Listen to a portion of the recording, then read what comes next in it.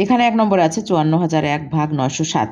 এখানে ভাজক আছে ৯০৭ আর ভাজ্য আছে ৫৪,০০০। তাহলে ভাজকের এখানে আছে ৩টি অঙ্ক, তাহলে ভাজ্যের এখান থেকে ৩টি অঙ্ক আমরা দেখব যে এটার মধ্যে যায় কিনা। তাহলে এখানে আছে ৯০৭ আর এখানে ৩টি অঙ্ক আছে প্রথম থেকে ৫৪০, তাহলে অনেক ছোট, তাহলে যায় না। তাহলে আমাদের 4টি অঙ্ক নিতে হবে এখান থেকে ৫,৪০০-র মধ্যে, অর্থাৎ এই ৫,৪০০-র মধ্যে কয়বার যায় সেটা আমাদের দেখতে হবে। তাহলে এখান থেকে আমরা যেহেতু ৯০৭-এর কিন্তু নামটা জানি না, যে কারণে কি করতে হবে তোমাদেরকে একটু বোঝার জন্য আমি এখানে একটু দাগ দিয়ে দিচ্ছি। এখানে ডান দিক থেকে 2টি অঙ্ক আমরা রেখে, আর এখানেও আমরা ডান দিক থেকে 2টি অঙ্ক আমরা রাখবো রেখে, এই ৫৪-র মধ্যে 9 কতবার যায়, ৬ ৯ ৫৪, তাহলে 6 বার যাচ্ছে। তাহলে এবার ৯০৭কে আমরা 6 দিয়ে গুণ করে দেখব যে এটার মধ্যে যায় কিনা। ৯০৭, তাহলে একে আমরা 6 দিয়ে গুণ করব। 6 7 42, 2 হাতে থাকে 4, 6 0 0, তাহলে 4 6 9 54, তাহলে ৫৪৪২, অর্থাৎ বেশি হয়ে গেছে। তাহলে একবার কম দিব আমরা, ৯০৭ গুণ করব 5 দিয়ে। 5 7 35, 5 হাতে থাকে 3, তাহলে 5 0 0, তাহলে 3, 5 9 45, তাহলে ৪৫৩৫। তাহলে কয়বার দিয়ে, 5 বার দিয়ে। 5 লিখব ঠিক এই শূন্যর মাথার উপরে।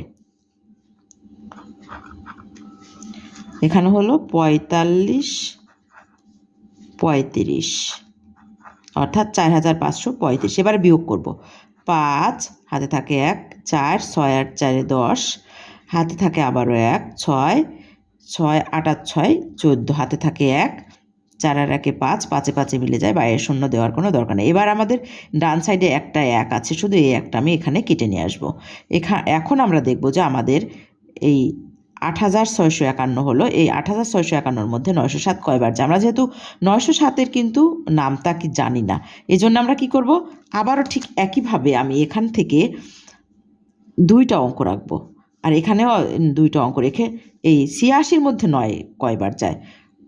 তাহলে আমাদের দেখতে হবে 9 9 ৮১, আর 9 10 90, তাহলে 9 দিয়ে গুণ করব, তো হয় ৯০৭। এটাকে আমি 9 দিয়ে গুণ করব।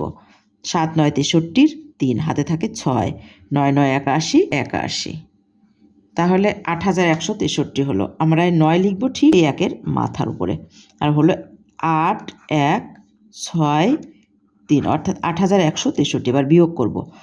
8 8 3 11, হাতে থাকে 1, 6 1 7, 7 আছে কত হলে, 7 আছে কত হলে 8 হলে, হাতে এবার 1 4, 488। তাহলে এখানে ভাগফল, উত্তর ভাগফল 59,